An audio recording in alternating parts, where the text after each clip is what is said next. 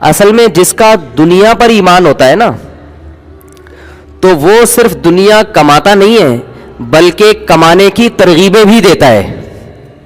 یہ آپ اگر اپنے معاشرے میں دیکھیں گے تو آپ کو پتا چلے گا, جو دنیا پر یقین رکھتا ہے, دنیا پر ایمان رکھتا ہے, وہ دوسروں کو بھی دنیا کی ترغیب دیتا ہے, اپنی بیوی کو, اپنے بچوں کو, اپنے والدین کو, چھوٹے بھائی کو, دوستوں کو. ابے کیا کر رہا ہے, ابے تو پڑھتا کیوں نہیں ہے, اے بھائی ابے تو سارے پیسے اڑا دے گا, تو کچھ پلاٹ خرید لے, کچھ جائیداد بنا لے, کل کام آئے گا. تو دیتے ہیں کہ ترغیب نہیں دیتے؟ بچوں کو کل کی فکر میں صبح صبح اٹھایا جاتا ہے. بچے صبح آسانی سے اٹھ جاتے ہیں اسکول کے لیے, ہے کتنی نیند, کیسے سو رہے بچے, تو گھوڑے بیچ کے سوتے ہیں, لیکن ان کو ماں بھی اٹھاتی ہے. کس کے لیے؟ آنے والے کل کے لیے.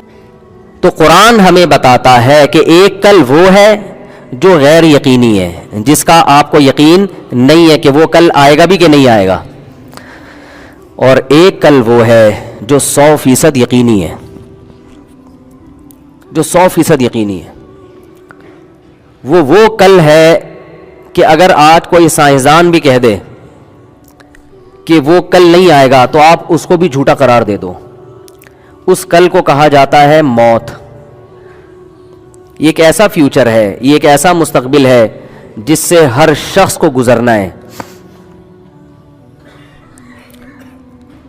تو جب لکھا ہوا ہوتا ہے نا, آپ کہیں بورڈ پہ پڑھیں, بینکوں نے ایڈورٹائزمنٹ کے لیے لکھا ہوتا ہے کہ روپیہ بچائیے کل کام آئے گا, تو فوراً آپ کا دماغ اس طرف جانا چاہیے کہ ایک کل, یہ بینک جس کل کی بات کر رہا ہے وہ کل یقینی بولو نہیں ہے. اور اگر میں نے بچا کے اس آنے والے کل کے لیے تیاری کر بھی لی تو میرا آج بھی تو کل ہی میں شامل ہے. بہت مشکل ہے سمجھانا. بھائی آج بچا کے کل کام آئے گا تو کل کے بجائے آج ہی کام آ جائے, تو کام ہی لانا ہے نا دنیا میں. کیا ہو گیا, کیا میں انگلش میں باتیں کر رہا ہوں؟ دیکھو آج بچا کے کل کام جب آئے گا تو کل بھی تو یہی زندگی ہے, تو آج بھی تو زندگی ہے. آج زیادہ اچھا کھا سکتے ہو, کل زیادہ اچھا نہیں کھا سکتے, کیونکہ کل بوڑھے ہو چکے ہوگے. جس نے آج کھا لیا اس کے مزے ہیں, کل کھا لیا تو دو فالٹ ہیں. نمبر 1 کل بوڑھے ہوگے, کھانے میں مزہ نہیں آئے گا. نمبر 2 پتہ نہیں کل یہ والا کل آئے گا کہ بھی نہیں آئے گا. ہو سکتا ہے کراچی میں کسی, اللہ نہ کرے, کسی ٹرک کے نیچے آ کے مر جاؤ. ٹرک کی بات کر رہا تھا نا. آپ نے کیا کیا, آپ نے کہا کہ روپیہ بچائیے, بولو کل کام آئے گا. تو آپ جس کل کے لیے آج پیسہ بچاؤ گے اس کل میں 2 فالٹ ہیں. نمبر 1, آج آپ جوان ہو, کھانے کا مزہ آج جو آپ کو آئے گا وہ کل نہیں آئے گا. آج رہنے کا بھی مزہ, کھانے کا بھی مزہ, پہننے کا بھی مزہ, نہانے کا بھی مزہ, صحیح ہے نا, ہر کام کا آج ہی مزہ ہے. اور کل جب آپ بوڑھے ہو جاؤ گے, جو آپ نے آج بچا کے رکھا, تو جو آپ پیسہ بچاؤ گے نا کل, وہ میں جب ابھی چھوڑو, پھر اپنی باتیں کرنا مناسب نہیں ہے, پھر وہ کچھ لوگ اس میں وہ بھی پس جائیں گے بیچارے, وہ کہیں گے ہماری برائی کر دی آپ نے بیٹھ کے. اگرچہ میں اشارتاً بات کروں لیکن ان تک بات پہنچ جائے گی نا, وہ کہیں گے اچھا. تو اب دیکھو, ایک صاحب تھے, انہوں نے مجھے کہا کہ مجھے جوان لڑکے تھے, مجھے بار بار یہ کہہ رہے تھے کہ میں یہ انویسٹ کر رہا ہوں, میں یوں کروں گا, پھر 20 سال کے بعد اس کا پروفٹ آئے گا. تو میں نے کہا یار آپ ابھی ماشاءاللہ ینگ ہو, ابھی آپ اچھی گاڑی رکھو, ٹھیک ہے نا, ابھی آپ اچھا کپڑا پہنو, ابھی آپ اچھی خوراک کھاؤ. اللہ نے یہ ساری ضرورتیں پوری کرنے کے بعد اللہ نے مزید اگر پیسہ دے دیا تو تھوڑا بہت رکھ لو کل کے لیے. تو پہلا فالٹ کیا ہے کہ کل کا یقین نہیں ہے. کراچی کا کوئی ٹرک اللہ نہ کرے کچل کے چلا جائے تو اسٹیکر بن کے سڑک پہ چپک جاؤ گے, کیونکہ ایسے ٹرک ہیں یہاں پہ. اچھا, ان کو نظر بھی نہیں آ رہا ہوتا, یہ بائکوں والے, ان کو اتنے اوپر ان کے گلاسز ہوتے ہیں نا پیچھے دیکھنے کے لیے کہ وہ بائکوں والے نظر نہیں آتے ان کو. تو کل کا یقین نہیں ہے. اور دوسری بات یہ ہے کہ آج جو ہے نا آپ کی, وہ آئندہ کل سے کھانے کے لحاظ سے زیادہ اچھی ہے, تو اس لیے آج ہی کھا لو. کیا خیال ہے؟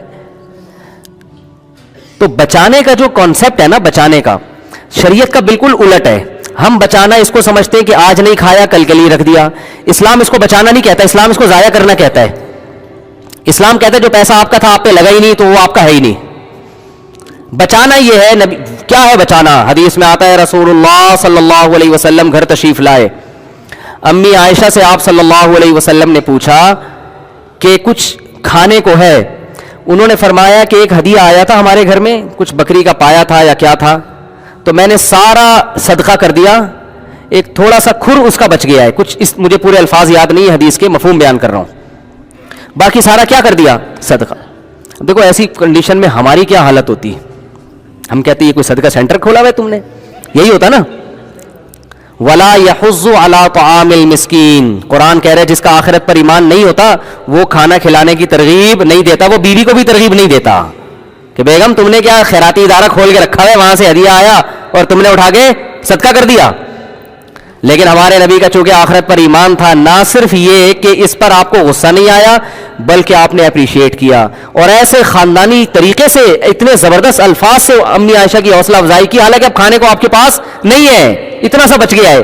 تو آپ نے فرمایا کہ عائشہ تم جو یہ کہہ رہی ہو کہ سارا صدقہ کر دیا, بچا صرف یہ ہے, فرمایا نہیں, بچا وہ ہے جو صدقہ کر دیا, یہ ختم ہونے والا ہے. میں سمجھا پا رہا ہوں اپنی بات؟ تو جس کا آخرت پر ایمان ہوتا ہے وہ کھانا کھلانے کی ترغیب دیتا ہے. کھانا تو محض ایک علامت ہے, مقصد لوگوں کی ضرورتیں پوری کرنے کی ترغیب خود بھی کرتا ہے, دوسروں کو بھی ترغیب دیتا ہے. تو آج گھروں میں یہ چیزیں کیا ہو گئی ہے بھائی, ختم. بچپن سے بچوں کو پیسہ کمانا سکھایا جا رہا ہے, خرچ کرنا نہیں. گلک خرید کے دے دیتے ہیں ان کو, گلک ہوتا ہے نا, ابھی کیا کہتے ہیں آج کل نئی زبان میں اس کو, ہم تو گلک کہتے تھے, گلک ہی کہتے ہیں کہ اس میں جمع کرو, اس میں جمع کرو, اس میں جمع کرو, اس میں جمع کرو. کمیٹیاں ڈال رہے ہیں, کمیٹیاں ڈال کے پھر نکلے گی.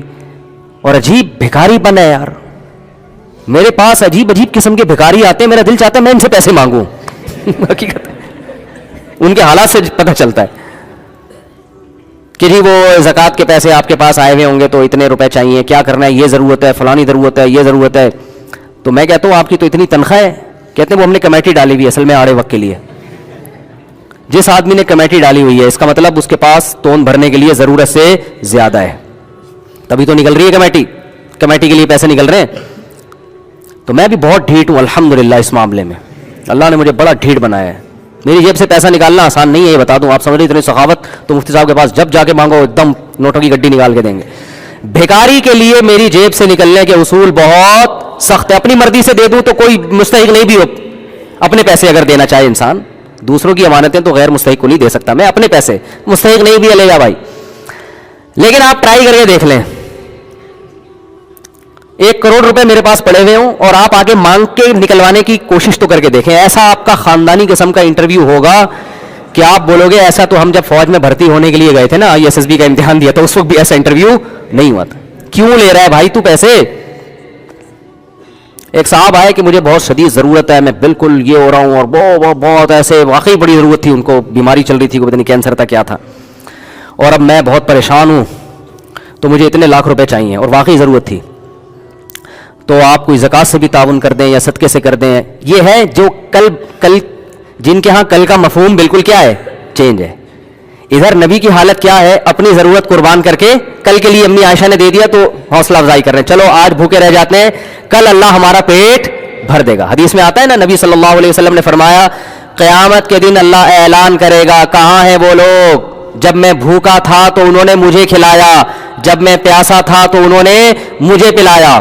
کیونکہ قیامت کے دن لوگ بھوک اور پیاس سے تڑپ رہے ہوں گے, تو لوگ کہیں گے اے اللہ تو کہاں سے بھوکا ہو سکتا ہے, تو کہاں سے پیاسا ہو سکتا ہے. تو اللہ کہے گا میری مخلوق بھوکی تھی, اس مخلوق کا جس نے خیال رکھا تو وہ ایسے تھا جیسے اس نے میرا خیال رکھا. دیکھو آپ کسی بچے کو بھوکا ہو کھلا دو, باپ خوش ہوتا ہے کہ نہیں ہوتا, کیونکہ باپ کا اس سے کیا ہے تعلق. تو اللہ کا بھی مخلوق سے تعلق ہے. نبی صلی اللہ علیہ وسلم جب مشرکین مکہ کو یہ باتیں بتاتے تو وہ اعتراض کرتے, انطعم من لو یشاء اللہ اطعما. دیکھو کیسے اعتراض کر کے نا کسی بھی چیز پہ آپ اعتراضات کر کے جان چھڑا سکتے ہو. وہ کہتے تھے کہ ہم اگر اللہ چاہتا ہے, اللہ کو اپنی مخلوق کا اتنا خیال ہے تو خود ہی کیوں نہیں کھلا دیتا. نبی صلی اللہ علیہ وسلم جب مشرکین کو ترغیب دیتے کہ غریب مسکینوں کو کھانا کھلایا کرو, تو وہ جواب میں کہتے انطعم من لو یشاء اللہ اطعما. اللہ چاہتا ہے کہ مخلوق کا پیٹ بھرے تو اللہ خود ہی کیوں نہیں بھر دیتا, اللہ خود ہی کیوں نہیں کھلا دیتا ان کو. تو اس لیے ہر اعتراض ایسا نہیں ہوتا کہ اس کا جواب دیا جائے. یہ تو بالکل واضح بات ہے کہ اللہ تو آزماتا ہے اپنے بندوں کو, نظام ہے اس کا, ایک سسٹم بنایا ہے اس نے.